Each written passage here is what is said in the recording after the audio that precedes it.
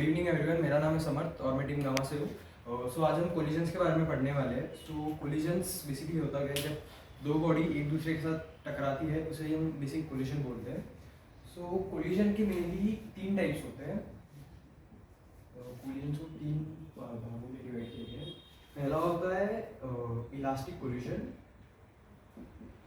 दूसरा होता है इनइलास्टिक कोलिजन और तीसरा होता है परफेक्टली इनइलास्टिक कोलिजन।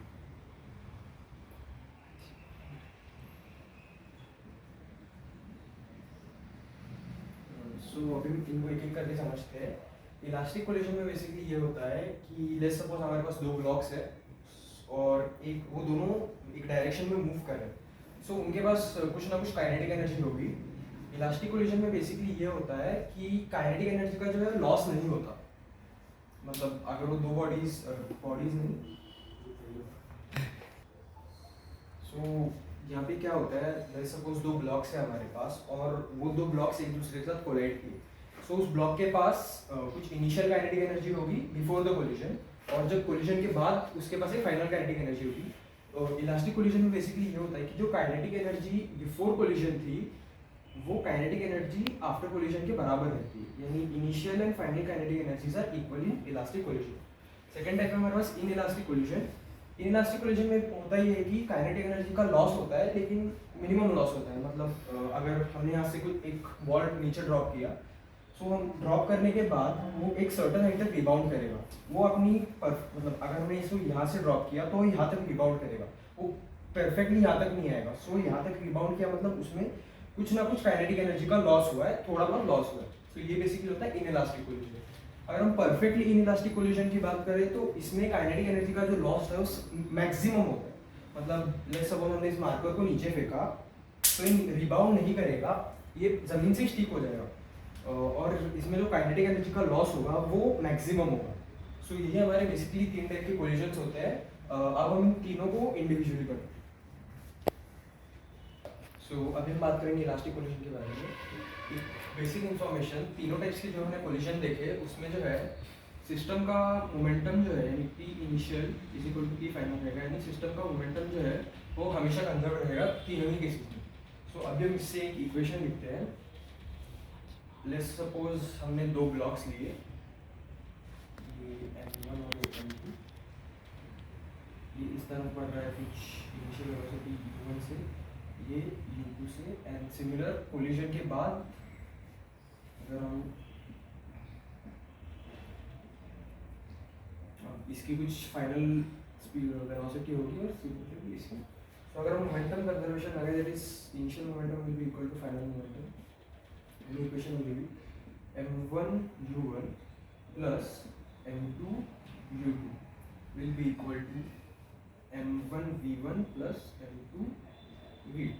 ठीक है, और इसे रीअरेंज करने के बाद हमें मिलेगा m1, इसको हम यहाँ लेंगे और n1 कॉमन ले लेंगे, v1 minus v1, similarly m2 minus. सो ये हमारे पास एक इक्वेशन आ गई। ये इक्वेशन हमें सवाल में भी काफ़ी काम आएगी अगर हमें सपोज सिस्टम का मोमेंटम निकालना है तो। अब सिंस ये इलास्टिक कोलिजन है, हमने बोला था कि जो सिस्टम है उसकी काइनेटिक एनर्जी इनिशियल और फाइनल काइनेटिक एनर्जी है वो इक्वल रहेगी, that is K initial will be always equal to K final. So अगर हम इससे एक इक्वेशन बनाएं, दैट इज दो ये इनिशियल और फाइनल दोनों ब्लॉक्स के लिए होगी, half m u1 square plus half m2 u2 square will be equal to half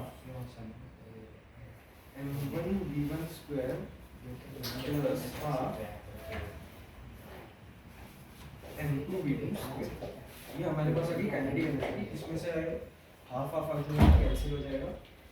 इसको अगर हम रीअरेंज करें हमारे पास एक और इक्वेशन आएगी, m1 u1 square minus v1 square equal to m2 v1 square minus u1 square. So ये हमारे पास एक और इक्वेशन आ गई। सो ये इक्वेशन मेनली ये भी हम अगर मतलब इलास्टिक कोलिजन है तो सवालों में सॉल्व करने के लिए हम इन दोनों इक्वेशन यूज़ कर सकते हैं। अब यहाँ से अगर हम देखिए, लेट्स सपोज इक्वेशन 1 है और एक 2 है, अगर हम इक्वेशन 2 को 1 से डिवाइड कर दें, दैट इज डिवाइडिंग 2 बाय 1, हमारे पास एक रिजल्ट आएगा। अगर हम इन दोनों को डिवाइड करें, हमारे पास डायरेक्ट रिजल्ट आएगा v2 minus v1 will be equal to u1 minus u2। ये इक्वेशन इन दोनों को डिवाइड करने के बाद आई है, और ये इक्वेशन सिर्फ और सिर्फ इलास्टिक कोलिजन के लिए ही मतलब एप्लीकेबल होगी। और ये इक्वेशन डायरेक्ट सॉल्व करने के लिए, वेलोसिटी निकालने के लिए यूज हो सकती है। यहाँ पे जो v1 minus v2 minus v1 है, ये है relative velocity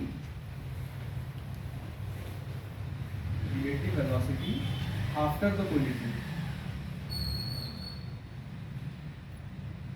relative velocity after the collision, इसी वेलोसिटी को हम वेलोसिटी ऑफ सेपरेशन भी कहते हैं।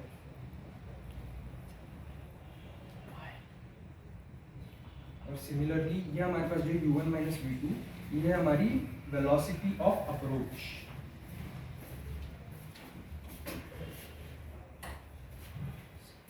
तो ये हमारे पास इलास्टिक कोलिजन की मेनली 3 इक्वेशंस आई है, जो कि हम सवालों में सॉल्व करने के लिए यूज करते हैं। अब हम आगे बढ़ते हैं इन इलास्टिक कोलिजन की तरफ।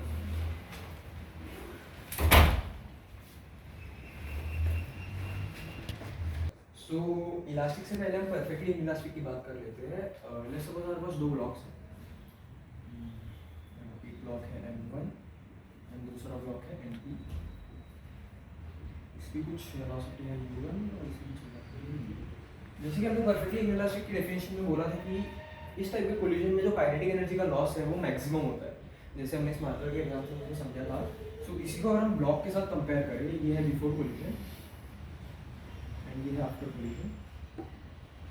सो सिंस ये यहाँ पे काइनेटिक एनर्जी का लॉस जो है वो नेग्लिजिबल यानी ऑलमोस्ट जीरो ही है, मतलब मैक्सिमम है काइनेटिक एनर्जी का। सो कोलिजन के बाद ये दोनों ब्लॉक्स एक साथ ही मूव होंगे। दैट इज, अगर ये m1 है तो कोलिजन के बाद m1 और m2 एक ही साथ एक ही वेलोसिटी v से जाएंगी। तो यहाँ पे हमारे पास आपका जैसे हमने बोला था कि मोमेंटम कंजर्व रहेगा तीनों टाइप की पोजीशंस में। हमारे पास मोमेंटम कंजर्वेशन की equation m1 u1 plus m2 u2 equals to, अब देखिए हमने जैसे बोला था कि ये दोनों कोलिजन के बाद एक ही वेलोसिटी से मूव करेंगे, तो हमें यहाँ पे अलग वेलोसिटी लेने की जरूरत नहीं है। हम दोनों की कॉमन वेलोसिटी ले सकते हैं v,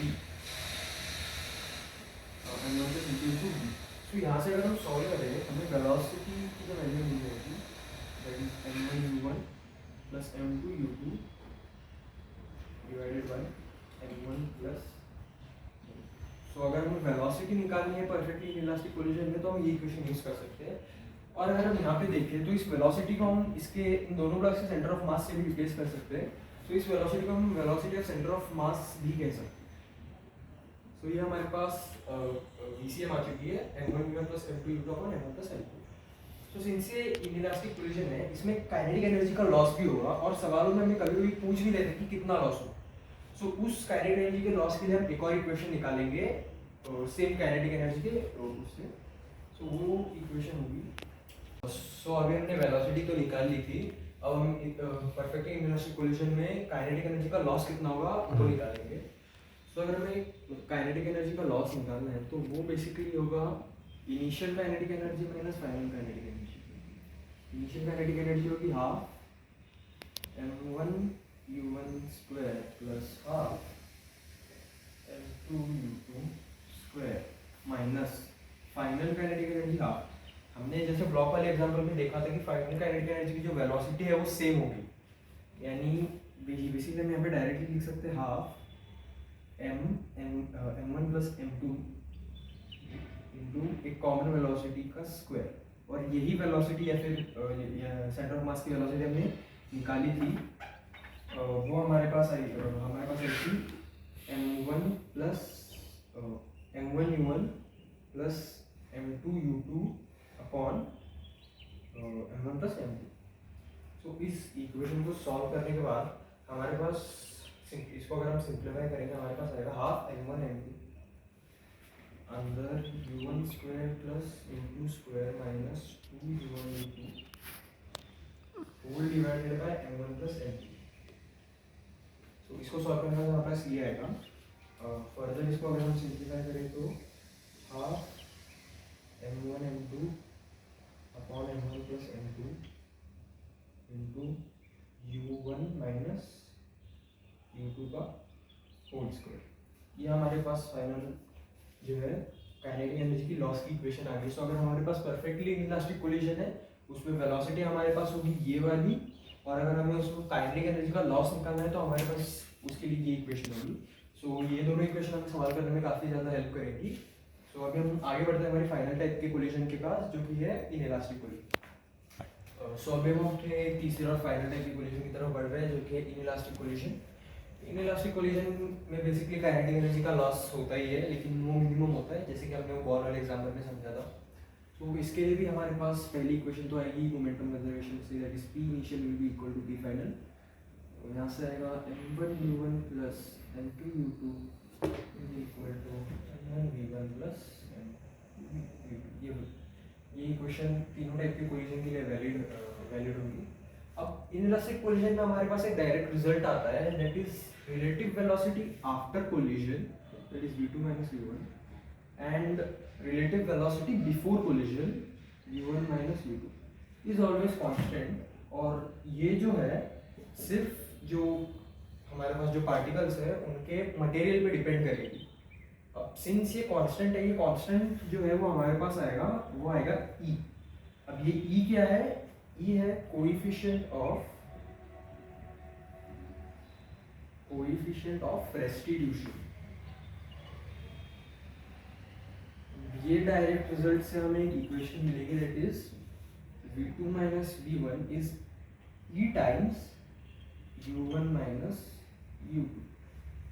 ये हमारे पास दूसरी इक्वेशन आ गई, और इस इक्वेशन को बोलते हैं हम इक्वेशन ऑफ रेस्टिट्यूशन।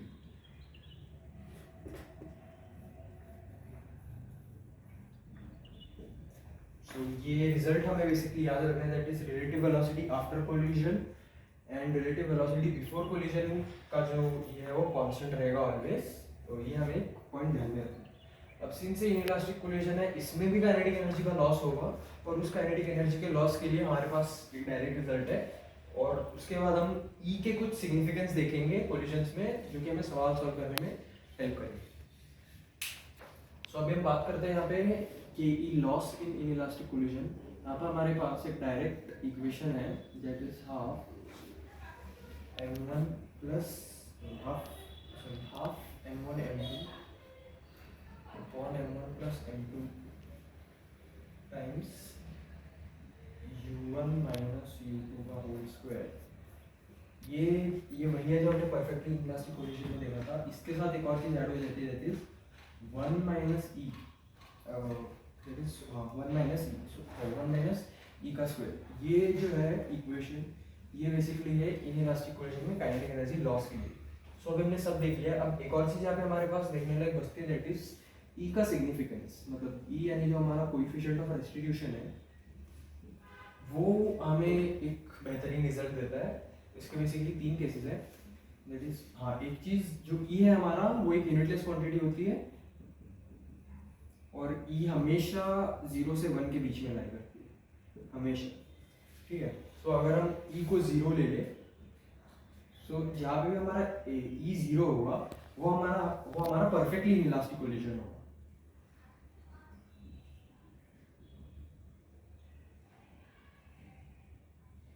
ठीक है, अगर आप देख भी सकते हैं कि अगर हम यहाँ पे e को 0 डालते हैं तो ये बेसिकली सिर्फ 1 बचेगा, और हमारे पास सिर्फ इतना पार्ट बचेगा। और ये हमने पिछले पार्ट में प्रूव भी किया है कि इनइलास्टिक कोलिजन में जो है काइनेटिक एनर्जी लॉस इतना ही होता है। सो अगर e 0 डालें तो हमारे पास फाइनली यही इक्वेशन बचती है। अब लेट्स सपोज e की वैल्यू 1 है, एग्जैक्टली 1। सो ये अगर e की वैल्यू एग्जैक्टली 1 है तो ये हमारे पास होगा इलास्टिक कोलिजन।